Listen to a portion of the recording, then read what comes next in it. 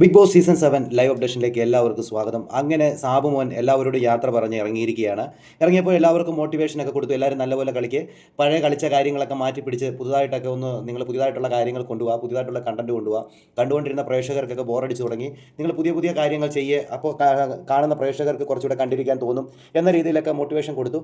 എല്ലാവരോടും പറഞ്ഞു നിങ്ങളെല്ലാവരും നല്ല രീതിയിൽ കളിക്കുന്നുണ്ട് എന്ന രീതിയിലൊക്കെ ഈ പറയുന്ന സാബുമോൻ പറഞ്ഞിട്ടാണ് പോയത്. അങ്ങനെ പോകുന്ന സമയത്ത് സാബുമോനോട് അനീഷ് ഒരു കാര്യം പറഞ്ഞു. അനീഷിനോട് വലിയ മൈൻഡൊന്നും ഇല്ല.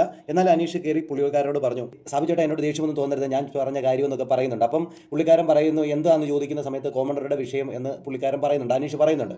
അപ്പോൾ അനീഷ് പറഞ്ഞത് എൻ്റെ അഭിപ്രായമാണെന്ന് അനീഷ് കൃത്യമായി അവിടെ പറഞ്ഞു കൊടുക്കുന്നുമുണ്ട്. അപ്പോൾ അത് കഴിഞ്ഞ ശേഷം സാബുമോൻ പിന്നൊന്നും മിണ്ടുന്നില്ല. പിന്നെ പോകുന്ന സമയത്തും അനീഷ് കുറേ കാര്യങ്ങൾ പറയാനായിട്ട് ശ്രമിക്കുമ്പോഴും സാബുമോൻ വലിയ മൈൻഡൊന്നും ചെയ്യുന്നില്ല.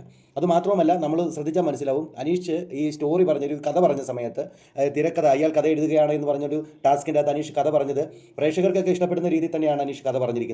എന്നാൽ അതിനെ ഒരു നെഗറ്റീവായിട്ട് അതിൻ്റെ അകത്ത് ഒരാൾ മാത്രം നിൽക്കുകയാണ്, എൻ്റെ തല എൻ്റെ ഇത് എന്ന രീതിയിൽ അനീഷ് കഥ പറഞ്ഞു എന്ന രീതിയിലാക്കി അനീഷിനെ അവിടെ ഒന്ന് താറടിക്കാനായിട്ട് ഈ പുള്ളിക്കാരൻ ശ്രമിക്കുന്നുണ്ട്. പിന്നെ ആര്യൻ്റെ കഥയ്ക്ക് ഫസ്റ്റ് പ്രൈസ് കൊടുത്തു, നെവിൻ്റെ കഥയ്ക്കും ഫസ്റ്റ് പ്രൈസ് പുള്ളിക്കാരൻ കൊടുക്കുന്നുമുണ്ട്. ഇതിൻ്റെ അകത്ത് ആരും കഥ പറയുന്ന സമയത്ത് ആദ്യമൊരു ഗസ്റ്റൊക്കെ കാണിക്കുന്നുണ്ട്, അതായത് ഒരു മറ്റേ എന്താ പറയുക, ഒരു വല്ലാത്തൊരു രംഗമൊക്കെ കാണിക്കുന്നുണ്ട്. അത് കഥയുമായിട്ട് യാതൊരു ബന്ധവുമില്ലാത്ത രംഗമാണ് അവൻ കാണിച്ചത്. എന്നിട്ട് അവൻ ആ ഫസ്റ്റ് പ്രൈസ് ഒക്കെ കൊടുത്തെന്ന് പറയുമ്പം എന്തിൻ്റെ അടിസ്ഥാനമൊന്നും ഒരു പിടുത്തവും കിട്ടുന്നില്ല.